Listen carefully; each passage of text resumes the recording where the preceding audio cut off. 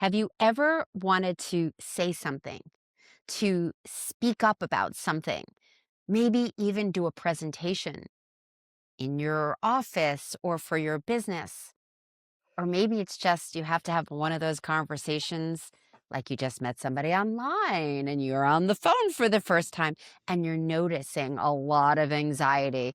Maybe you have challenges when it comes to speaking your truth, being aligned and allowing yourself to actually share what's going on inside of you. Well, you're not alone. You're not alone. There are so many people that have such a deep fear of public speaking or just speaking in general. And so it's important. Your voice matters and what you have to say matters. So let's give you some tools on how to do that in a way that feels empowering and strong and making you feel amazing.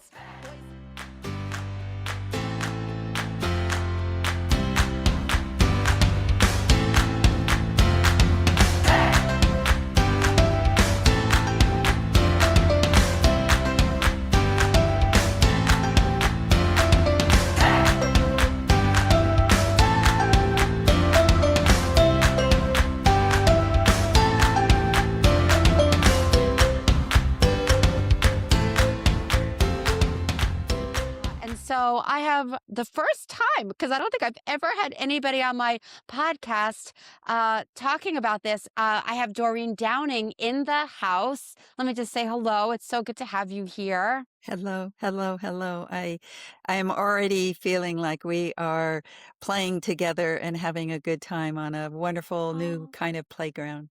Oh my goodness, thank you. I'm so glad because I feel the same. We were just having a pre-chat. I'm like, this feels good. Yeah. Yeah.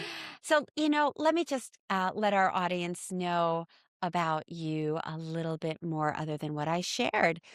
So, Dr. Doreen Downing is a psychologist, mindfulness teacher, author, and host of the Find Your Voice, Change Your Life podcast. And I'm going to be on it soon. I'm so excited. She once suffered from stage fright and now shares the secrets she discovered on her journey to overcome her fear of public speaking and find her voice. She's passionate about helping others express the amazing essence of who they truly are so they can speak up, say what matters most, and be heard. I think that's kind of important when you're dating and in a relationship. What do you think, Doreen? Well, I love the way that you emphasize the right words. It was just the way you said it felt like it had a way that already is reaching people. You know, the essence and the way that you Right. said the essence of who you are. 'Cause Like that's that. what it's about, that's what it's Yes. about, it's like, who are we? What's coming through us? Yes. Coming from our hearts, I mean, isn't that what we wanna share with other people? And Yes. yet we sometimes can have, like, some huge anxiety and really Mhm. hold ourselves back from sharing Yes. that specialness. So I'm very curious, why this population? Why have you been called to help people overcome their anxiety when it comes to speaking and finding their voice?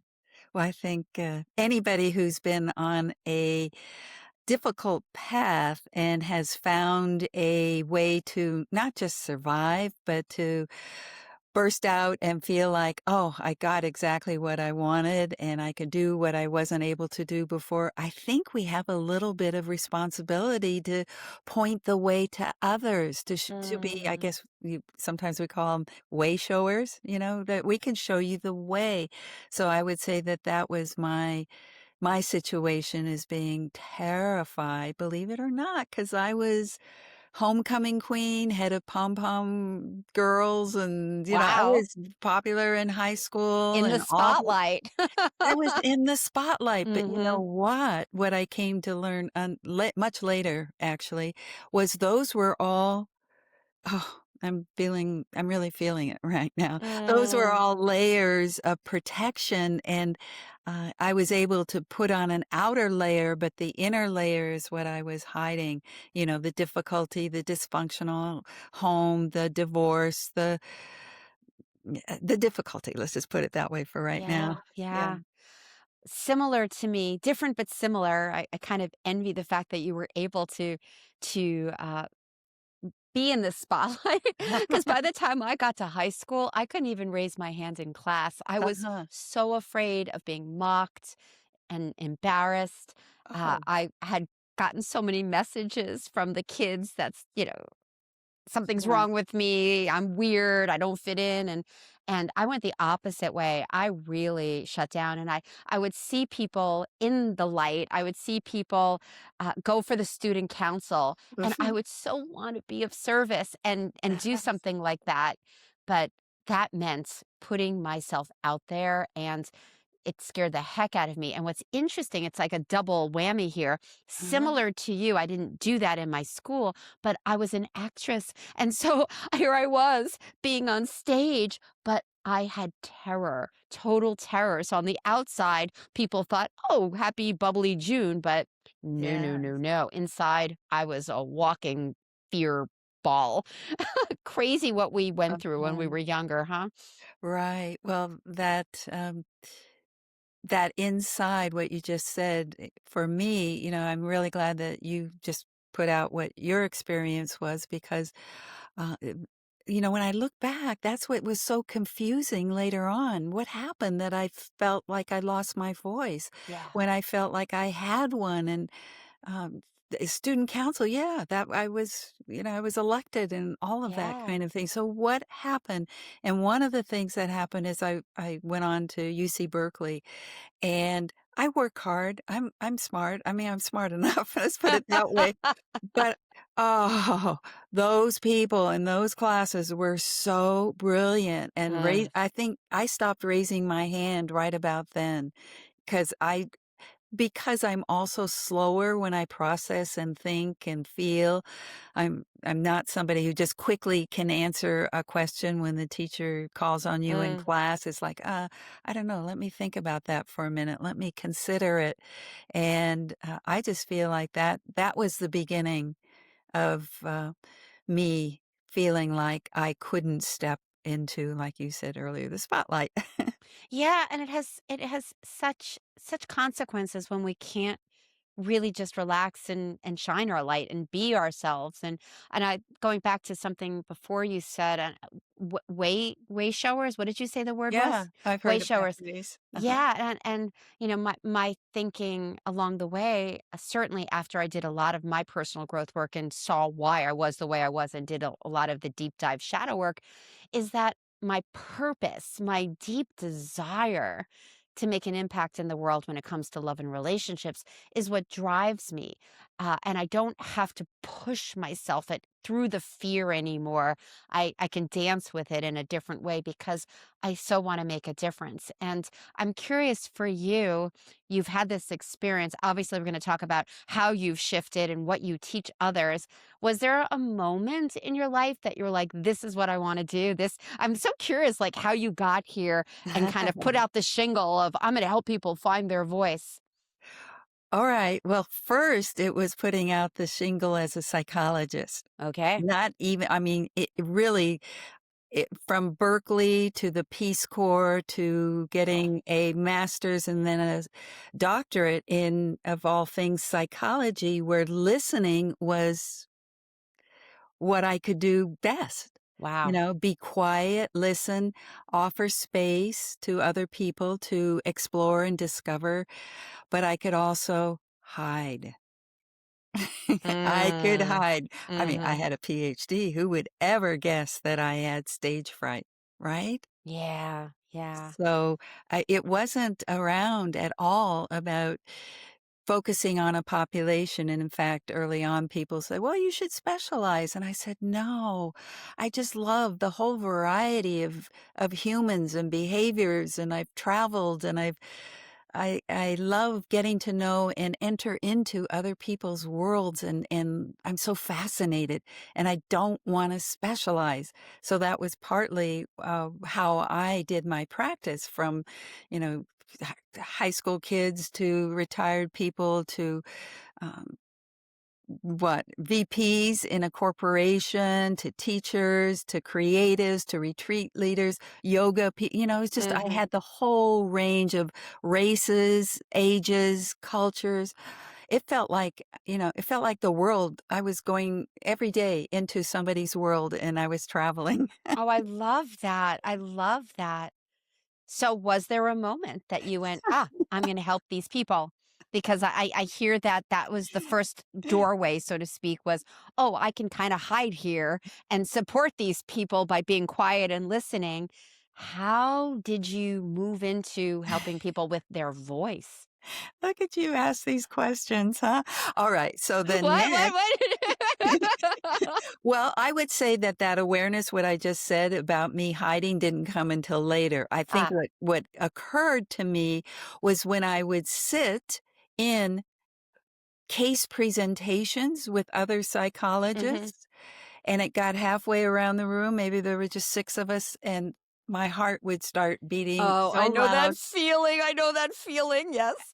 That's when the anxiety started to Yeah. really, well, people talk about hijack, that in my head was pounding because my heart was beating, short of breath, and all I had to do was, like, maybe say, "Hello, I'm Doctor Downing," and that's all I Oh, had to do. yeah. Isn't that amazing? And so, I Mm, mean, I also know why that a deeper reason why I probably had fear, but for right now, you're asking, "Well, how did you come to the awareness?"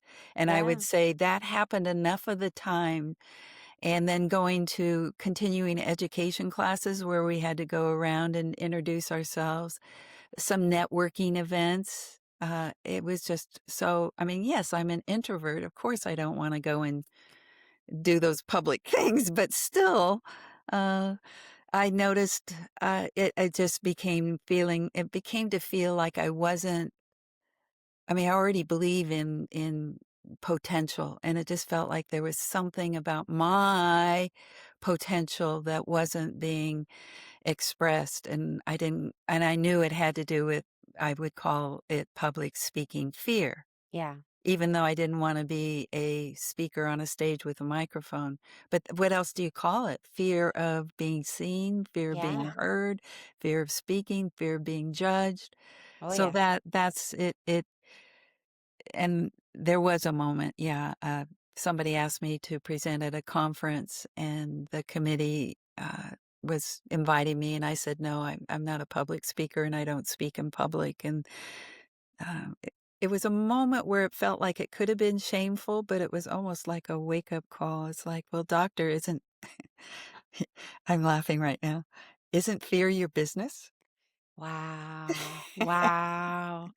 I guess I'm in the fear business too. I mean, I'm in the love business, but ultimately I'm working on people's fears to help them break through so they can truly love themselves and welcome in love. Yes. How Yes. interesting. Well, if they go hand in hand.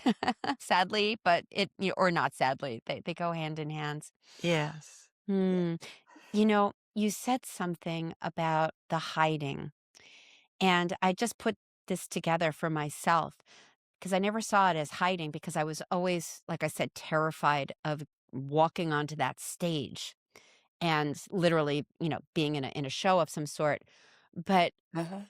once I was on the stage, I hid behind the character. I hid behind the fact that I am saying words and interacting in an like almost alternative universe. It's not me, Yes. it's the Yeah. character. Uh-huh. And it wasn't until I guess my early 40s that I was in this festival and they asked me to do an opening blessing, an opening something where I was speaking to about 200 people, and my heart was beating so fast, I thought it was gonna I thought I was gonna pass out. I was holding my dear friend's hand, I thought I was gonna break her hand, and in this moment as we're talking, I'm like, I was more terrified in that moment because I was then just me. It was my words, it Mm. was my presentation, there was no hiding, it was Junie Moon all out there. And that was a pivotal moment for me where it's like, what the heck is this about? I mean, that was when I really, in my mid 40s, early mid 40s, when I did the deep dive and went, why am Uh, I so uncomfortable about revealing my truth, revealing my heart, revealing my essence? Ah, and here we are helping people reveal their essence so that they can have quality lives and deep connection. Yes. Deep Yeah. connections, that's, whether it's a one-on-one, whether it's with friends, or whether it even deep connections in your work setting is important, right? Showing up as powerfully as you can, and then even on a stage in front of many, many people, let's say, that kind of being able to know how to well, this goes into more of what I teach, but how to be listening to people in your audience in such a way that they feel like you care, you really care about them because you Mm, know how to listen. You aren't just speaking, you're listening to them, listening to you, which is down the line when we talk about my process. But so I'm just talking more right now about your idea that connection, the power of connection wherever we happen to find ourselves, whatever arena. beautiful. And I can't wait to hear how you help people and drop some tools here for people. So, we're talking about fear. We're talking about people having anxiety about speaking up and really having their voice. And here's a population that are listening and watching. And if you haven't liked and subscribed to my YouTube channel, now is the time to do it. Uh, so, what might you offer to a person around that fear, that first conversation or that first meetup that they're meeting someone potentially to date and they have this overwhelming fear taking over? Any ideas of what might be supportive to them? What's it about and what can you do about it? Those 2 questions, what is it about and what can you do about it, feel like they are so separate but so connected. Yep. So the what you can do about it, at least in my, approach and my view, is you first have to figure out what it's all about. And sure, you could do some kinda technique-y thing, maybe some breathing exercises that people teach or relaxation, stress reduction techniques. What else? A present moment awareness techniques. I teach those. But I think to be truly connected, speaking of connection, to what's inside of you, the strength that's in there somewhere, you have to be able to have done the work, the inner work of moving through fear in such a way that fear dissolves. And I do not subscribe to feel the fear and do it anyway. I didn't like that approach myself. Okay, okay. Yeah, 'cause that's I see the feel the fear and do it anyway can feel like pushing, or not really listening and honoring the body. I have a different way of viewing it. With that Yeah. said, who wants to push and not really honor that, "I'm scared, I don't wanna do it." Like, what so what's an alternative then? How do you view that? Well, I like the way that you just framed that too, the way that you said that what to honoring the body, Yeah. because our memories live inside of our bodies, and when we first pop out, we aren't maybe we're introverted and we're a little less, verbal or get out there easily, but still, it seems like what we come into that in first environment is so important. Is it saying, "Yay, you're so glad you're here," and you're like, "You could be anything, you could do any" I mean, what kind of support do you get really, really early? And that's where I think confidence comes from. So I always like to first that first question you asked, "What's it about?" or "What do you do about it?" So, Yeah. that's my work is around because I am a psychologist, I know how to move gently through fear and guide people to the very root. And I said earlier that became aware later of what my root was when I did the deeper dive and what I hid, like what I layered over Yep. like Michelangelo and the marble, inside's the angel. Well, yeah, Yeah. I came out into the world. I'm a little angel, little Reenie. And, I was about 5 years old, like 4 or 5 years old. My mother was severely depressed. She was manic depressive Mm, and went into the hospital over and over, and my grandma would take care of us. And when oh, I'm getting little shivers right now every time I think about it. Ooh. mm. Ah, That's how deep it goes, yeah, and it's still It's in like the it's body in still a in the way, body and the and I just layers, we've done yeah, so much work and it's like, "Oh, another little root or thread that" thread. Yeah, That was a wonderful word, thread, yes, and it's yeah, good because what I love about the threads is that, oh, that's I'm into my truth.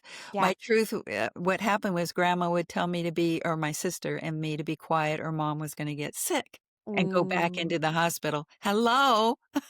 Yeah, no Who was little pressure. 5 years What a message to tell a little kid. If I speak up, bad stuff is gonna happen to my mommy. Yes. Whoa. You got it. So that when you said the little one inside and honor your body, I feel that's that to me is the most precious work. And Yeah, that's what I love to do is hold people while they get closer to the pain, the original roots. And another one that happened a little bit later for somebody else, one of the people I worked with, is that he came in with imposter syndrome. I don't really understand what imposter syndrome is, but I think it's, just the word itself says it, right? You're yeah. doing stuff and he works it, Who am I to do that? I'm not that good. There are right. And other it's people. If they really knew me, they would know I'm a fraud, like yeah. imposter syndrome. Right, right, and Yeah. he's sitting with all these other engineers, and he Ooh, yeah. doesn't feel like he's up to but when we did the deep dive, the inner work that I talked about with you, he pinned down the fact that his father died when he was 12 and his uncles came to him. Now, look at this. "You are now the man of the family," and the Wow. way he said it, he had this little tiny voice, "I'm now the man of the family." Ooh, I got goosebumps on that one. Yeah. Oh. Yeah. Ooh. And then when he had compassion for himself and the little one that Yeah. he could understand why when he walked into a Google meeting, his counterparts, how he felt like so, he wasn't as good as they are. He wasn't the big man. He Mhm. was It was a not the man of the disconnect. family. He was not the Yeah. man in the room, you know? Yeah. So that's why I Ah. love that puzzle piecing that I do Mm. when I to answer that first part of your question. I had to go there first. Oh gosh, that's perfect. It was beautiful. Absolutely. Okay. Thank you. All And I right. also just want to point out that the body doesn't lie, it's one of our greatest tools. And Yeah. so often I do shadow work and so often we are what are you noticing? What's going on?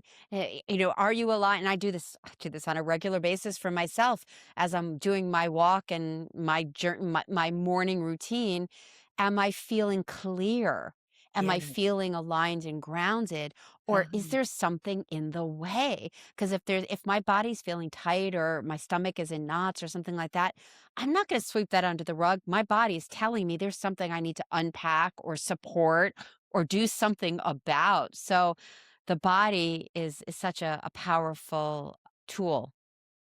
Yes, what is it? The monk who's sitting on top of the mountain and the fellow climbs up and said, "Tell me the answers, to life." And the monk says, "Pay attention, pay attention, pay attention." And that seems to be what you just said, Hmm. the awareness and paying attention to yourself, your body, the listening, I think, is what we're talking about, listening to yourself. Deep listening. Yeah. Deep Yeah. listening. Ooh, that's my favorite phrase. All I right, so cultivate now that on a regular basis. Yes, yes, yes, because so now to there's the so much second wisdom there. the So now second go. part. Yeah, go to the other Okay, piece now. okay, You're if doing you've great. done It's if great. you've done the work and you've, been able to become more aware of yourself and you've learned how to embrace your fear, maybe examine it in a way that you might examine, you got a shoulder ache. What's it about? You need Mhm. some kind of maybe expert, somebody who knows the body and can say, "Oh, this is what and this is the treatment." So I think the same for psychology is that we need to pay attention to the psyche, and if we're afraid, we need to say, "Hello," in their fear. "What are you about?" Just get curious. And then we Mm. get compassionate, like, part of what you've been, the little one inside that needs our attention, and, Yeah. how do we help empower the one who's shivering inside? Well, um, it is messages, right? But it's also some physical kinda you use body, right? For those who are not who are only listening, it's like I'm stroking my arms so that, I'm self-soothing is what we call it. So Let's that pause for a second. I'm hearing some beeping in the background. Is that gonna stop or did it uh, stop? it's actually I'm diabetic, Oh, and it's actually my monitor saying, I need to pay it speaking of body. speaking of paying attention, right? Yeah. No, I it's a whole 'nother conversation because diabetes is about, not taking in, energy, and that was Mm. another learning how I kept people away, I kept good energy, and if we wanna talk about love, how I kept love away until I was in my 50s. Oh my god. So we just were talking about the body, and then we had a ding ding ding, and we kept it in. We didn't edit it out because we're talking about the signals our body gives us and also how we sometimes don't allow love in or we push love away. So how do you view that? What would you like to add to that? Oh, dear.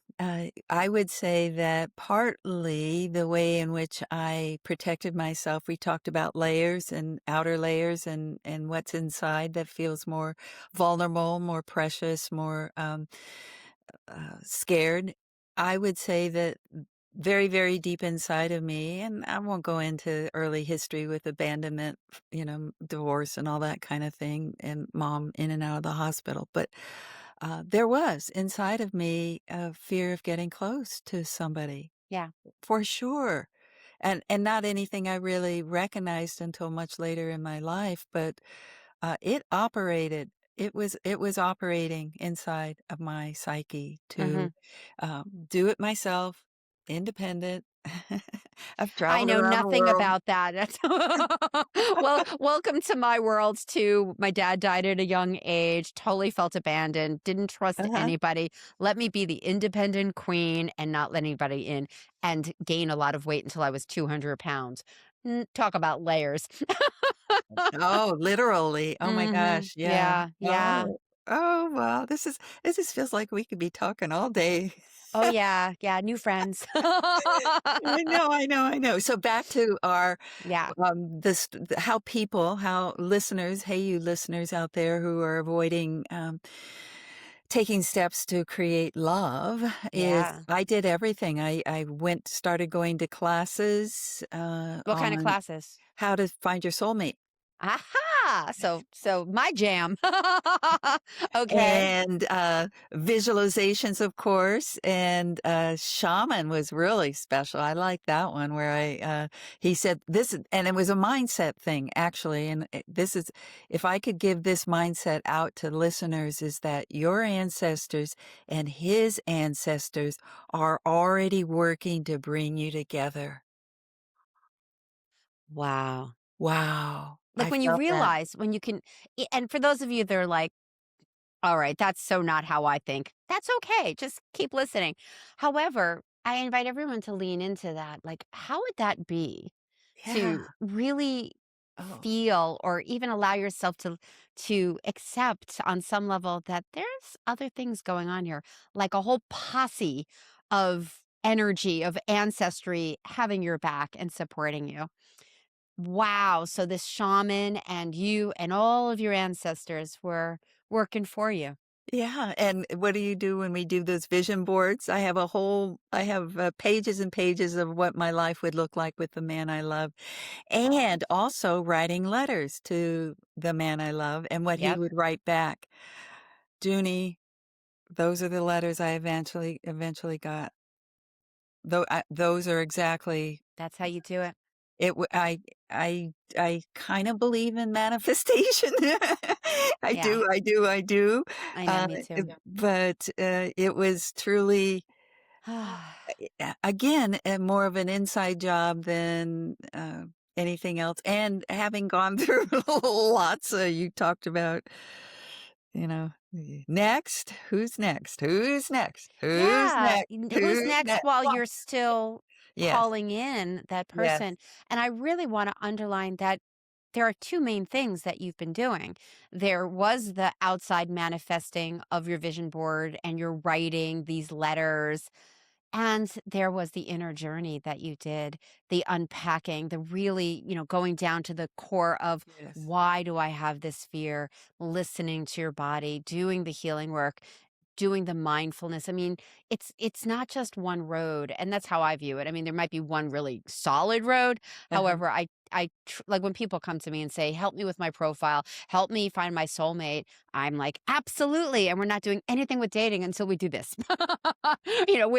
We need to help you really get that alignment and be able to come from that authentic place. Otherwise, what are you going to get?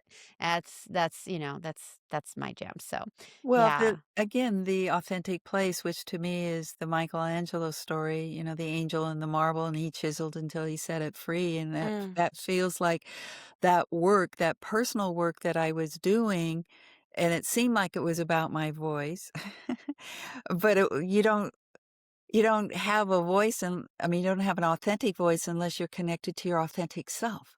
So it was actually a journey to my authentic self, right? mm, mm. And then voice comes, and once you know how to do I have a roadmap, and once you know this roadmap to go within to connect with the essence of who you are, and you know the physical sense of what it feels like to be centered, grounded, and, oh, down there where voice is really deep and true, it just feels so good. Mm, And then you mentioned the phone call, first date or sitting mhm. at a table, or I have to tell you, learning to tell my truth to another human, to a man, a man that, how do I trust that? And Yeah. it took a while. Luckily, I had done a lot of good inner healing, and, I was able to I think you can't say "I love you" until you can also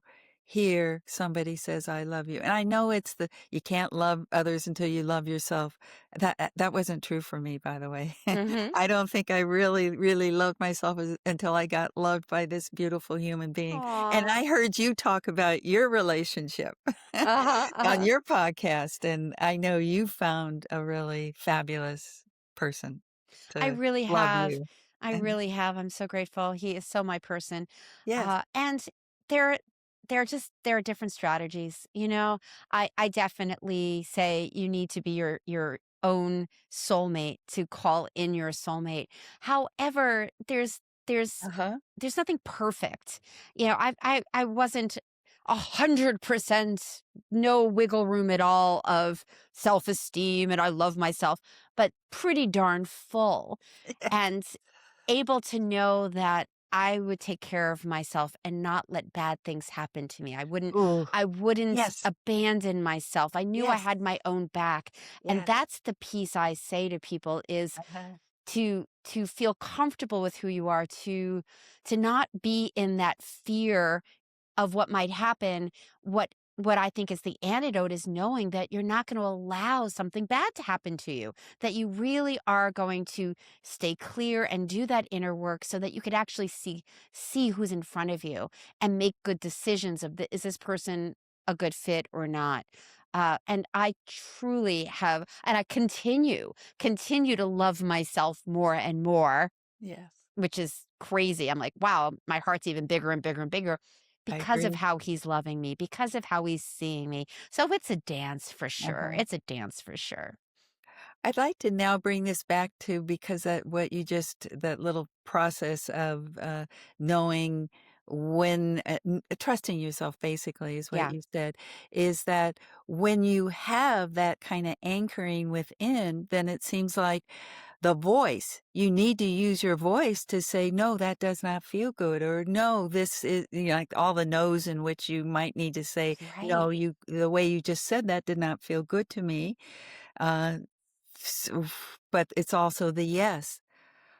Oh, yes. The appreciation for the little things that maybe the person did and, to be able to express that and, both. So I think voice and, Comes in back to order the voice. yeah, to me, that's I didn't until right now realize that I was working on my voice so that I could have love. Ah, Exactly. Exactly. bingo. Exactly. I love that. I love that. So, can you give us a little understanding of, or a lot understanding of how your system, so to speak, is different than others when it comes to finding your voice and expressing yourself, your essence? Oh, yes. Well, when I first was trying to find my voice, when I was trying to overcome the fear of public speaking, I went to Toastmasters and Ah, some training programs, and I actually felt like I got better at hiding. I know how to do vocal varieties, and I know how to uh-huh. dramatic pause. And I know how to do the thing called speech crafting Yeah, and speech delivering and but I hate to actually go to that point where you're really sitting across the table from somebody and being honest with them about how you feel or how they made you feel, that's a whole different it's not about making a speech. right. It's It's about real. having It's vulnerable. yes. Yeah, very Yeah. different. Yeah, so I would say that that's, what I do with people is to help them see that every single moment practically during their day is where they have a voice, and are they comfortable expressing themselves? Mm, And yes, it is true I work with stage speakers, motivational speakers to give them help them be more present, more grounded, more engaging, more charismatic, which comes from learning how to be present, and it's all about being right before we started today, you, acknowledged me for my gentle and my sense of warmth or presence, and I yeah. feel like that's what I think I am people come to me for that because they know that I'm safe. I'm a psychologist. I know any kind of I've been in it for 40 years. I can go anywhere with people around what kind of healing techniques are possible for them to Mm, heal the deep wounds, the shadow, as you also mentioned. mhm. But also, I'm a mindfulness teacher. Yeah, I was just gonna go there. Continue. Yeah. Yeah. Mhm. So it is all about being able to become aware of yourself in such a way that you notice fear. So that's called catch it. Yes. And then Being you aware that it's there.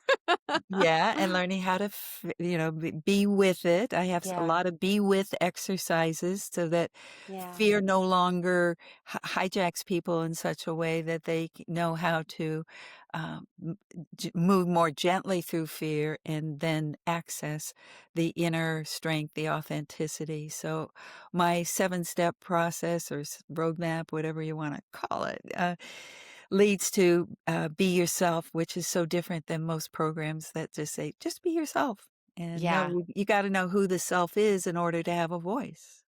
Exactly, exactly. And the unpacking and realizing that some things went down when we were growing up and through our Yes. early years, that gave us messages that had us go, "Well, I better not speak up or I might hurt Mhm. somebody or I might be judged." And what I meditate on a regular basis, um, and what I have found So, because I still can get a little nervous, but it's like moments, right? I Me notice I'm too. like, okay, what's Yes. going on, you know? Yeah. But typically it's because I'm in the future or I'm in the past, you know? I'm in the future of what are people going to think or, am I going to mess up? I'm totally in the future. Or, gosh, I'm afraid someone's going to point a finger or mock me, and that would be the past. And it doesn't have a lot of charge in me anymore. And there are moments when I go, "Ooh, there it is. I'm feeling some anxiousness." And to be able to have the tool of mindfulness of spotting it, catching it for me, and also just being quiet and sitting with it and remembering the precious moments, the precious now, which Uh-huh. typically is the antidote to my fear. Yeah, there's Uh-huh. nuances there for sure. Nuances. Yes. Yeah. Well, a quick technique would be speaking of, coming into the now, because it's, catch it, check it, which means the stop, which you just said, and be with it, and then change it.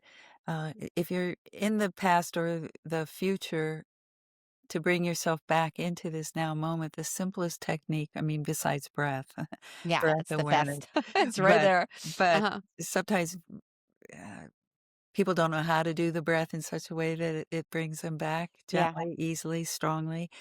So, I use a technique called I don't call it eye contact, I call it eye presence. And what you do simply is to soften I was gonna say soften your eyeballs, but soften the sockets. Huh. Just soften the gaze softly, and pretty soon there's more space, and your cheeks relax, your shoulders drop, just by softening I your love eyes. that.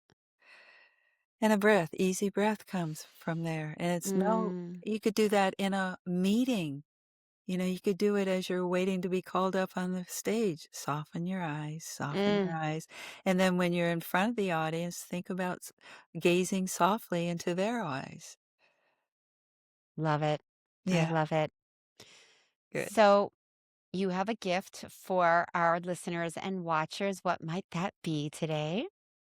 Well, the guide I made does go through each of my 7 secrets. Oh, Sometimes I nice. call them 7 steps, but I'll just say the first and second one. The first one is to be still. And notice that I said be still. It has nothing to do with speaking. It has everything to do with being yourself. So the second one Mm, is be present. And then people can see what the other 5 are. But it's, yes. the 7-step guide to fearless speaking, and you can get that at Doreen7steps.com, Doreen And 7 Steps. beautiful. And we'll put that in the show notes. And this is such a huge piece of just being a human being, just to be able to be present and not get in our own way. I mean, fear keeps us separate. Fear keeps us disconnected. Fear doesn't allow flow. And when people want to have a deep relationship with others and have that love flow, fear is not some an aspect that you want there, and yet it does inform. Fear is a great emotion to go, oh, what's this about, and can certainly give us information with the tools, even just the gazing that you just said, the presence, the breath, to be still. These are great tools to bring us back and to be able to actually be with the people that are in front of us. And if you're on a first date, you kind of want to be there. Mhm. You kind of want to be there because they're going to be feeling that or feeling you being present or not. And you'll probably get the same back if you're not in that present place. So I love all the things that you shared. Any last words for this person that might have some challenges with dropping in and sharing their voice? Oh, I like that word dropping in. So there'd be like dropping into the sense of your heart.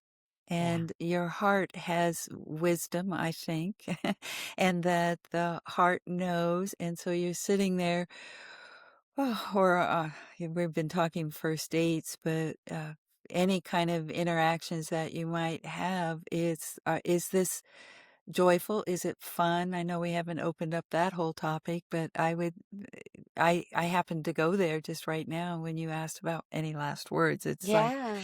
I I know from my own relationship, it just the listening to him without me being in fear, a more relaxed way of being with whatever. So by me learning how to be with my own fear inside of myself, it felt like when the person was in front of me, I was more able to be with the fear that whatever might come or not come, or is this going to work or not work? Is he going to leave or is he not? All that kind of fear, I was able to stay more grounded and have it not choke me up. And so that then I Ah, was freer to say, ask the question, love it. Do you wanna stay?" Ah, so beautiful. Thank you for your time today. This was such a pleasure. You're Such a wel pleasure. It was. It was very, very much fun, and, also, I learned a few things about myself, so I made some deep connections. Thank you. Yay! Yay! And I can't wait to be on your podcast. And it's one of the gems of being in this kind of business is I get to meet such spectacular people like you and keep learning and growing. So this was Yeah. great. All right, listeners and watchers, remember you can put some comments below, questions below if you're watching on YouTube. Definitely share it with your friends. It's not something we talk about. It's not typically what we talk about, "Oh, I'm scared to speak up." So maybe you even speak up and go to your friends and say, "Do you ever get nervous about talking? Do you ever get nervous about saying things or sharing your truth?" And then lead them here because there was some beautiful invitations here to deepen this connection to yourself and your voice. So until we meet again, mwah. One more thing before you go. Have you taken my Discover Your Love Avatar quiz? It's a 2-minute quiz that can help you not only know your strengths, your superpower because you have one, also identify some of your blind spots, some of the things that might be having you in your fear, having you behaving in ways that aren't in alignment with your highest self, the way you want to be when it comes to dating and relationships. And it'll also help you discover why maybe the stars haven't lined up for you yet. Bottom line is, you take this 2-minute quiz, you get a full report in your email with details on how to move forward in next level love, whether you want a partner or not. So you can go to midlifeloveoutloud.com/love quiz. The link is in the show notes as well. And if you haven't liked and subscribed to the station, I'm going to encourage you to do that too, so you don't miss any episodes. And I hope you got a ton out of today's. See you next week. Mwah.